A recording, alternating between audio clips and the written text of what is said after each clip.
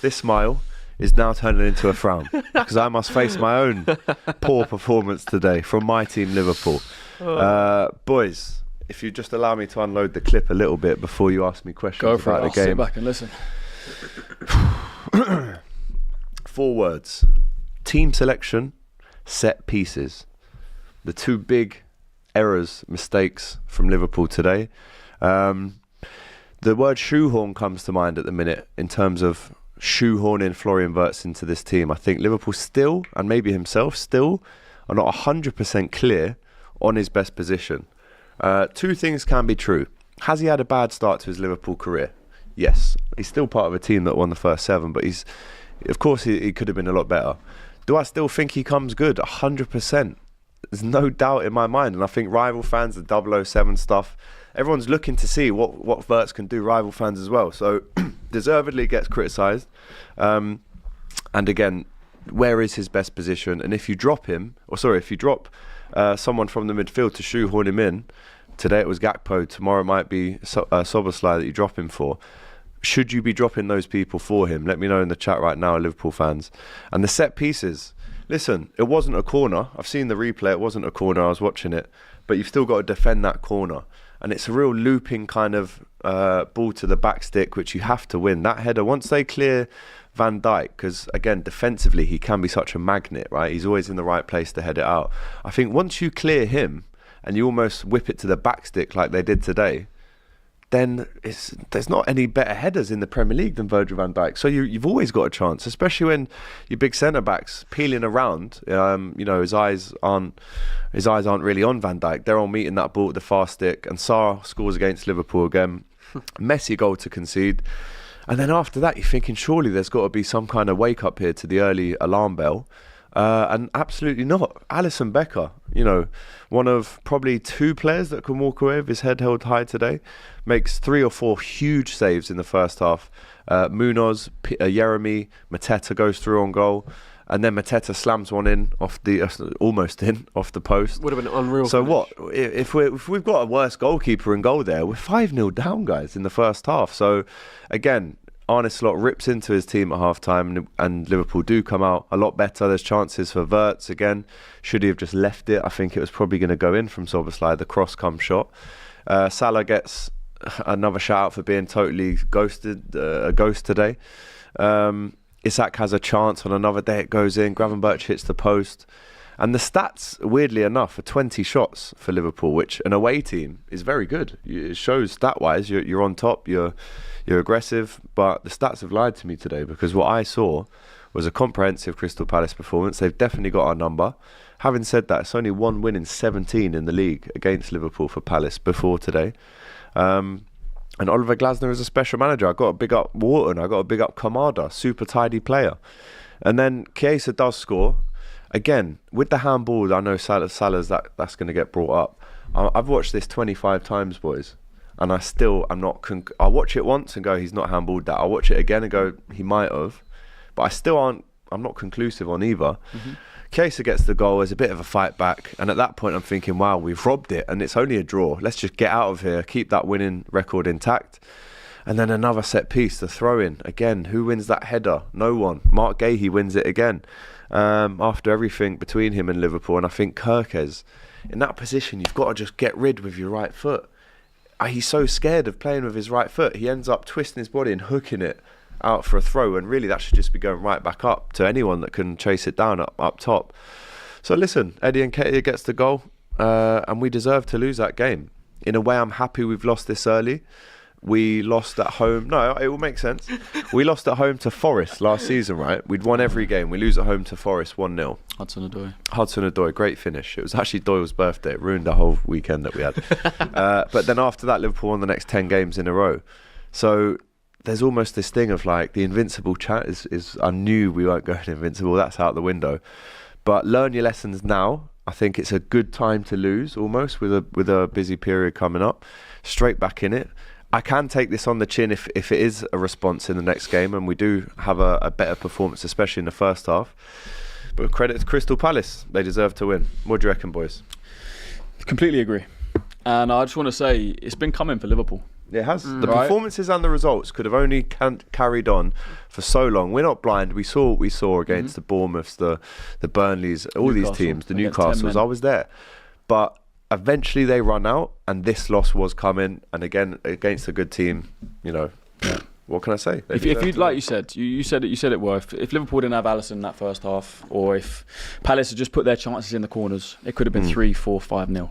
Right, Mateta, the one that came off the inside of the post, that could have been another goal. Munoz had a chance. Salah had chances. They dominated.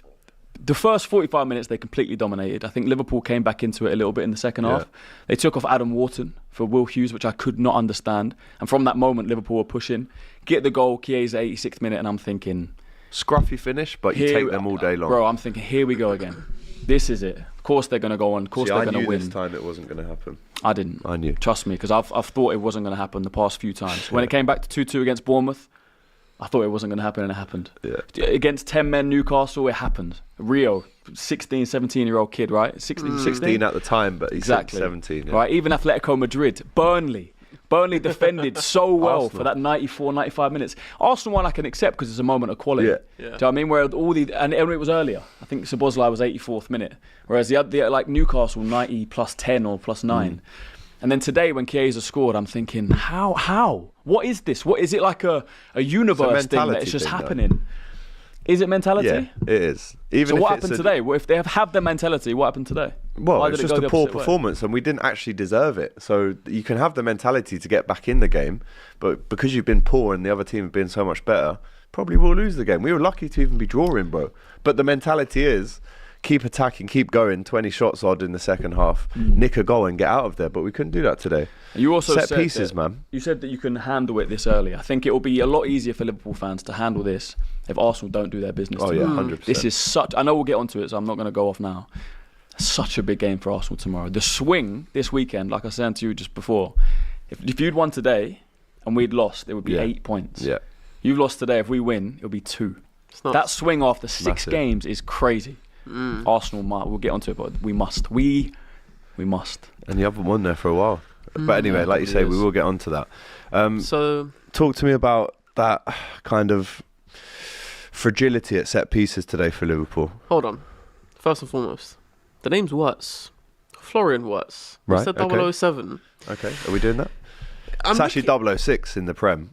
004 in the Prem, but... Champions League. We count Champions League. This is shameless. We count Champions League. It is shameless because you know what? As a United fan, I don't get many opportunities to do this. Every Saturday I come on here and he's sitting on his high horse because Liverpool have nicked another last minute winner. So I'm going to enjoy it while I can, right? Yeah. I look at Florian Wirtz, right, and I almost think, did you really need to sign him? I almost think, did you need to sign a £115 million number 10? I look at this Liverpool team, I'm like, you don't really need a 10. Doesn't really work. And you go to what you said about the shoehorning him onto the left. I think he can actually work on the left at some point. He's not better than Gakpo on the left. He's not better now, but he's got higher ceiling, and so you almost not on the left. No way. Okay, Gakpo is an out-and-out left winger. He's proven it last season. He started this season really well. For me, Florian Wirtz does not start on the left for any team over Gakpo. But I don't think Gakpo is all that great either. He's a better left winger than Florian. Last season, 16. You are wrong. I think 16 goals, 8 assists last season. Okay, but I also think that comes in a very good, dominant Liverpool. I don't watch him in individual moments. Gakpo's not the one to point a finger at today. No, I'm not. But what my point is, I can actually see him coming good on the left, right? And either way, playing a little. Because my thing is, if you can get an overlapping Kirkez and Wirtz coming inside, similar to how Eze will be deployed at Arsenal, there's a world where that can work. But I just think, could you have not got another 8 and added some depth into that midfield for 80 million, 70 he can be million? The 8 as well, with his, you don't really want him in the 8. He does pick the ball. If you look at Leverkusen, he was at his best in the front 3 as a 10. The kind of area that I like him in, he gets that assist 4 minutes into his debut against Palace, doesn't he, in the Community Shield, where that's good. He's kind of central left, not like a forward kind of area. He's kind of playing them half pockets between a traditional LCM and an LW. He's kind of in those tiny little pockets, and he finds Ekitike, scores the goal. That's the kind of area I like him in. Not too wide. Naturally, he will come in anyway. That's inevitable, right? If he starts out on the left, his first thing he's going to be looking to do is cut in and create something. Whereas Gakpo does do that as well, but he obviously has the output, and he's such a physical presence as well. I think that's why he's maybe been preferred to Wirtz in that position. But there is a headache. I agree with you. Where do you play him? You and don't. if you do play him, who drops out? That's the Yeah. thing. Because Szoboszlai at the minute, I think it was almost considered, wasn't it, at the start of the season? Oh, well, that means Szoboszlai is going to drop out the team. And then Szoboszlai is the month of his life in August, scores a win against Arsenal. And him, Chiesa and Alisson are the only three today. Maybe Ryan Gravenberch, bit of a stretch, but they're the only three that can walk away with any pride today.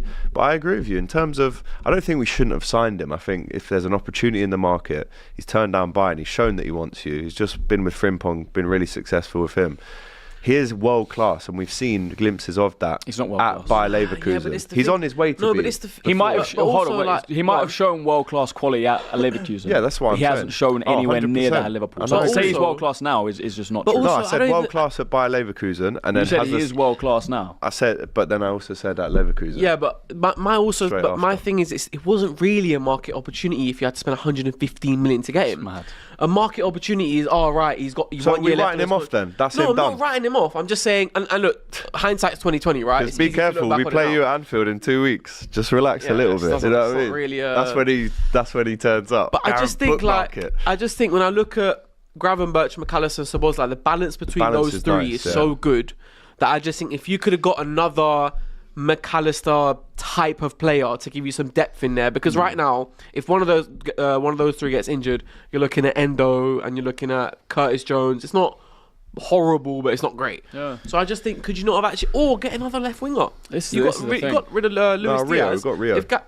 Fez, yeah, you can come in. Sometimes you can look at a team, a title-winning team, and go, that midfield's good enough. You know, we can go into next season. That can be the starting three. If it's not broke, don't fix it. Exactly. Kind of So vibe. rather than going and spending 150 million on Wirtz, who I rate Wirtz, I rated him at Leverkusen. I don't know now if he'll come good, but rather than spending 115 million on him to come in and be a starter and replacing one of these three, when we just said it's not broke, sign someone for 45, 50 million who can challenge one of those positions on the bench and maybe come in and be a starter if they're not performing. That would have been the smarter business. Now seeing this, I've said multiple times over the past few weeks that them best midfield three doesn't include Wirtz. I knew at some point Arne Slot would try and shoehorn him on the left because Gakpo is the easiest one to take out. It doesn't work. He's not a left winger. He's not better than Gakpo on the left wing. Where do you play him? At the moment, it's not looking like a good signing. Will he come good? Possibly. But he's not in Liverpool's best 11 at the moment. No, he's not. On the other side, fair to say. Mo Salah's it's weird. Like, I've never seen Salah like this. It's his worst start to a season for Liverpool. Yeah, and you said you call him a ghost, and I've never seen him not have an effect on a game this consistently week in, week out. Because even in those earlier games, when he was nicking a goal or an assist right at the end, he wasn't really having that much of an effect on the game. Is it a Trent thing no longer being there? Is it a stylistic thing, or is the gas running out a little bit? I think he's like 33 now. I think probably a combination. I mean, again, we're writing him off, and that's what you definitely don't do with Mo Salah. But I think a combination of not having that stable, cemented right back behind you. It's been a lot of Frimpong. It's been It's been Conor Bradley, Szoboszlai. He's not really had that stable kind of character behind him who's feeding these passes up the line. Trent, as we know, if you ask Mo Salah who would he prefer threading balls through, it probably would be Trent out of all of them. But I think he's just maybe in a state of decline. I mean, what is a bad season for Mo Salah? Is it 25? Is it 26 goals? One of his best seasons was last year. His lowest ever season was 21 goals, but Liverpool won the league in that season. So 21 Prem goals or all comps. Right. All comp.